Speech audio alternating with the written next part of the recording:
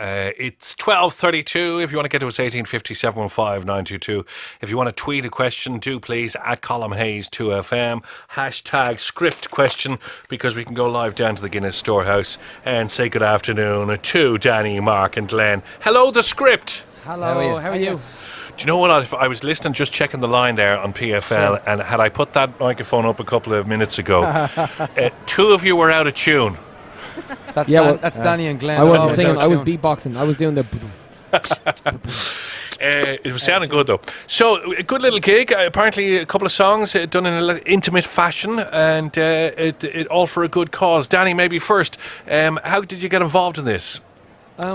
We got involved with the Arthur Guinness Fund actually years ago when we launched Arthur Guinness Day. So it's been a long-term relationship between us, and the Arthur Guinness Fund is now funding a project. Yeah. The Arthur Guinness Project, and basically they're trying to put back €3 million back into all the creative arts. Like, they've got 4 categories. You've got music, you've got sport, you've got food, and also the arts. It's an incredible way, I think, that Guinness are bringing back some of the money and really reallocating that to creative people who actually may not have the opportunity to do it themselves. So we put a panel together of 16 really top class professionals, and us for some reason. I don't know why they have us there. But just to kind of have a look at these projects. Basically, I'll kind of give you it in a short fashion. Yeah. So the Arthur Guinness Fund projects.com, if you go on that website, you can upload your idea in one of those 4 categories. Then the public will vote on them. So we'll basically get the top 10% of those, or the top 10, let's say. We'll look through them and then decide to allocate anywhere from €5,000 up to €50,000 and allocate over those projects. It's a fantastic initiative initiated by Guinnesses, and one that we're very happy to be involved with. It's a good idea, it really is. It's fantastic, yeah. We were asking people to text and tweet in questions, which I'm going to throw a few at you in a few minutes' time. But just the first one to get out of the way, and this is, of course, after the Voice UK, where Will.i.am was tweeting that it was a bad decision. Obviously, you yeah, he's a sore loser, that's all. Is that what it is, Danny? Is he a sore loser? Of course it is. It's just a sore loser. In fairness, you didn't want to box him in the head or anything, did you? No, not at all. The security guards are too big. I was sizing them up. No, in fairness, look, we all go really all in on our act, and I would have been just as disappointed as he was if his act hadn't won. But for me, it was just about song choice on the night, and I didn't think he picked the right songs for his act. For some reason, Andrea with her.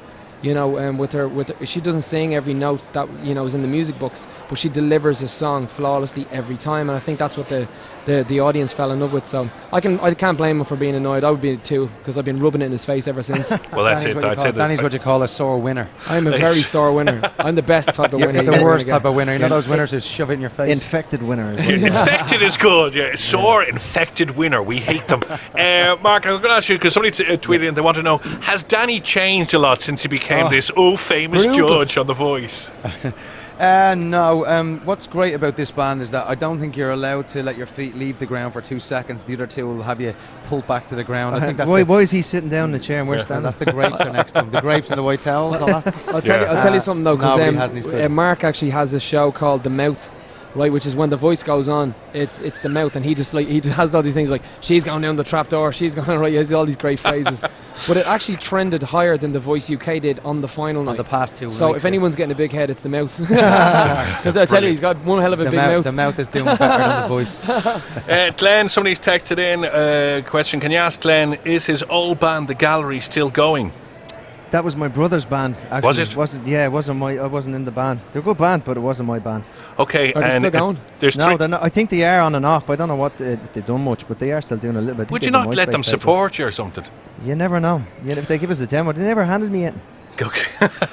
Glenn, do you still go down to Oatlands in Stillorgan?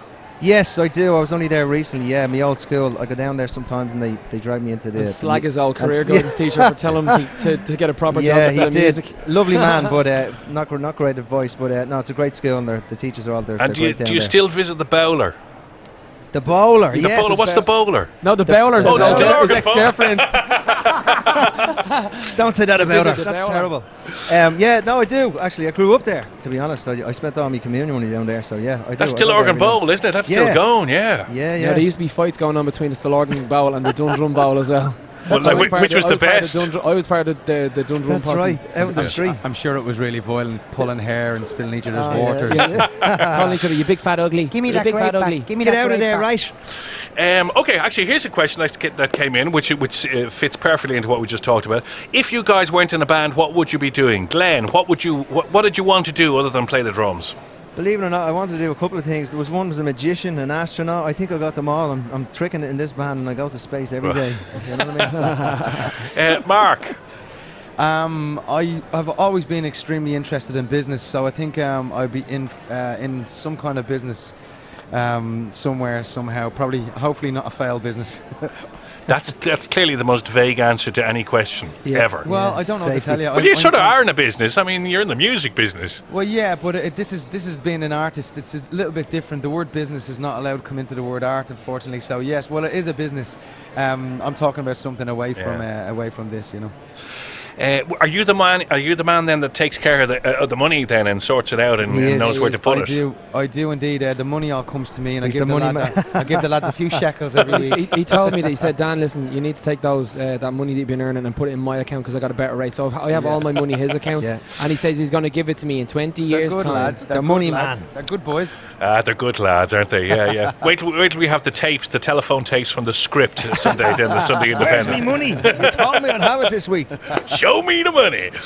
Danny, somebody's just texting at this stage now with all the adulation from The Voice and that. Does it get annoying that you're stopped in the street all the time? No, it gets annoying when I get stuff for dinner. That's all. You know, people come over to you and go, "I'm very terribly sorry. I didn't mean to interrupt your dinner." It's like, but you did interrupt the dinner. Yeah, okay, So, yeah. But in fairness, now walking down the street, anybody coming up to me just wants to say, you know, I listened to the band, or you know, I've seen you. I know I've seen you at a show. So no, it doesn't annoy me at all. If it annoyed me, I shouldn't have got into this game in the first place. You know, anybody coming up again, you know, just wants to thank you for doing a great job. Yeah. I'm here all day. I'm here at Guinness Store if anyone wants to come down. No, I remember seeing you. I think it was one of the first times when you were supporting in Crow Park. I can't remember. Wow. Was it Take That or something? Was it? Take that Or and you U2, too. We yeah. done in the You same two, month. sorry, no, it was you two actually when I was there, and there was this with all of you. It was this like, this is amazing. We can nearly throw a stone to where we came from, and now here we are. So we appreciate everything that we've got, you know, Of course. which I think is really important as well. And for the other lads, Mark and Glenn, do you enjoy that fact that you, even in Dublin, you walk down the street, but people are still punching the shoulder, going, "Well done, lads," you know. I love it. I Yeah. love the fact that in Ireland they wear us like a badge. You know, people are also supportive. I mean, you get a taxi from the airport and the guy go, "You're out of the Script, aren't you? Love your band, great music." But it's a great feeling that people are behind us. You know. I Yeah. was when the band was kicking off, I was worried because the type of music we chose to do was the music we loved, and I think everybody didn't believe that we were Irish. Yeah. That we were getting the whole American thing for a long time, and in fairness, our music does sound that way. We did spend a lot of time in America, so it does reflect that a little bit musically. But I worried about that, but now that's all changed. They literally, like Glenn said, wear us like a badge. It's absolutely brilliant to be here all the time. Oh, it's amazing. I mean, when We Cry came out first and it was landed here into the station, Yeah. I remember many people going around, Danny O'Donoghue, Mark Sheen, Glenn Parr, they must have Irish parents. I know. it's And funny. we went, Oh, they funny. did, and they do have Irish parents, Yeah. and they're also Irish themselves, which is brilliant. Yeah, I think because we don't overtly show it. We're just naturally Irish lads, and we don't run around trying to tell the world that we're Irish for the sake of it. I think we're part of the new Irish clan in a way, where we just want to be good at something, and represent something that we feel really represents Ireland very well. You know. Absolutely. Tell me this as well from each of you now, because somebody said it again, it's coming in on Twitter at Colm Hayes 2FM, that you have played in so many venues around the world now. Yeah. When you look back, what was your favourite venue that you ever played in? Maybe. Oh, that's so tough. Is it? Even on the 3 Yeah. tour, we'll have played to, by the end of the summer, we'll have like you've played the world, really, haven't you? Yeah. Right, this one's 62 arenas we played, or we will have done by the end of the summer, which is just, I can't even think of that. When someone told me this morning, I was like, that is just unbelievable. I think the one for us though, and it still is to this day, our biggest, for me anyway, biggest and best gig was the Aviva. Right. The Aviva Stadium, because of what you're saying. We'd supported Take That, we'd supported U2, and we supported a lot of the big bands, and it was time for us to step out of their shadows and really put on a show for ourselves. So, you know, that day, the day that was in it, you know, we got beautiful weather. We were just literally a mile down the road from the Sugar Club where this band had our first gig. You know, we had sold 28 tickets, and there we were, you know, a few years later selling out, you know, what is it, 55,000 people in Aviva. So just, you know, everybody was in the crowd that day, you know, people, our friends, family, you know, brothers, mothers, girlfriends, like people we've owed money to over the years, you know. People you still owe money to. Yeah, absolutely. Now Mark has the money, he owes the money. Yeah, but anybody who I owe money to, Mark has mine. Yeah, Mark's the man. And anyone I owe money to, actually I gave it to Mark this morning, by the way. Exactly, You know, no one's going to come near Mark. Great text in from Shannon from Kildare. She says, I'm a 4-time All-Ireland boxing champion, and the song Hall of Fame inspired me to win every single time. Listen, I want to say to all of us, I heard a story today, even about a GA team that went and played Hall of Fame before they went out, and it's just such a small story that went out, and anyway they won the final. And, we've heard these stories coming in from around the world, and Benfica have now taken on Hall of Fame as their song that they play before, you know, before their matches and stuff. And you know, that's why we wrote it, was to inspire people. We weren't saying like, oh, you know, you'll end up in the Hall of Fame, you know, with money and cars. It's not. It's hard work, determination will get you there eventually. And I'm so proud of.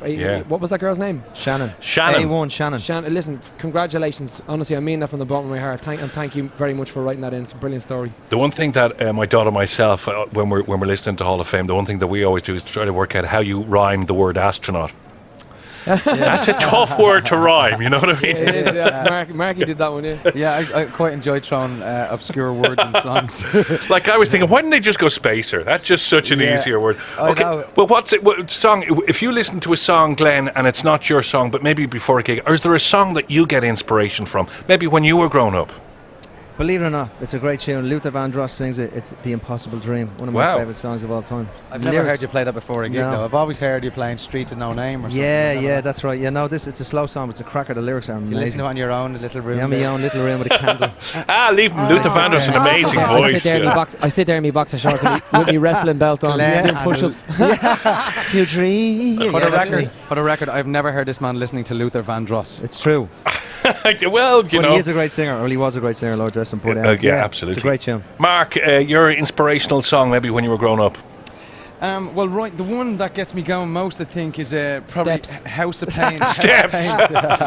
Brass, actually. House of Pain, good song. House of Pain's Jump Around just gets me going. And, you know, it's one of those songs now, we actually put it on a playlist before we come on stage. It's our signal for stage time. It's the song that when it goes on, you know, the adrenaline just flies into your we know it's time to go and do a bit of work. It sucks now actually, because I'm in a nightclub and the song comes on and I literally get that feeling. Jump around. Fear I got it really does, yeah. You got to jump around, you got to jump up and jump down. Danny, what's your inspirational song of all time? Finish up on that. Stop believing, hold on to their feet. And now Danny loves Jedward. He does. I could see Danny in Glee, actually. I could see as the... Yeah. Thanks for that. I don't know whether to take that as a compliment or not. So I won't. No, Danny, from me, that is a compliment. You know what, funny enough, I'll just go on to say it, because I'm a shameless promoter of this band, is Glee just did Hall of Fame. Really? How funny is that? I swear to God, yeah. That's right. Glee just did Hall of Fame. It's actually a really, really great version as well. Do they have to ring you to get permission? No, they can do what they want. There's Glee. They do. They have to ring you and get permission. They ring someone. Yeah. Well, once the money goes back into Mark's account, yeah? That's right. Yeah, Mark obviously approved that one. I approved and didn't tell the lads. Okay, listen, I know you got a busy one. Great talking to you guys. We've loads more questions, but just finally, when are you back? When are you back? Okay, when are you back in Ireland playing? Today, we just played today. Yeah, where everyone can go along. We're back on Arthur's Guinness Day. Yeah, we're back in a couple of weeks. I think Brilliant. August for Arthur Guinness. We're going to come here and play for the Arthur Guinness Day. Okay, listen, guys, I know you have a lot to do today and it's always busy. Danny, Mark, and Glenn, thanks very much for talking. No worries. Thanks a million. All right, listen, you're a big supporter of us, so we just want to say thank you very much for playing our records. Much appreciated. We only play them because they're good. See you later, guys.